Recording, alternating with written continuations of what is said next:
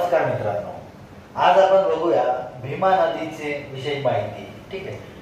भीमा नदीचा उगम हा भीमाशंकर येथे पुणे जिल्ह्यातील आंबेगाव तालुक्यात भीमाशंकर येथे भीमा नदीचा उगम होतो.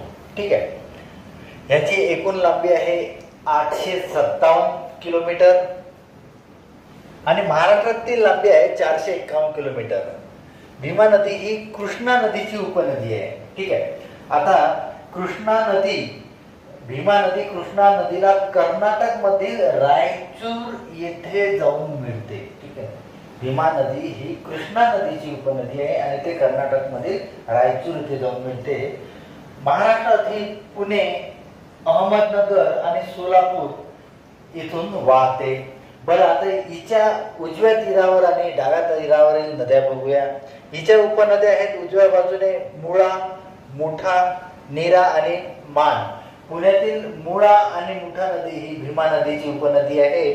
तर डाव्या बाजूने घोड, सीना आणि वेळ.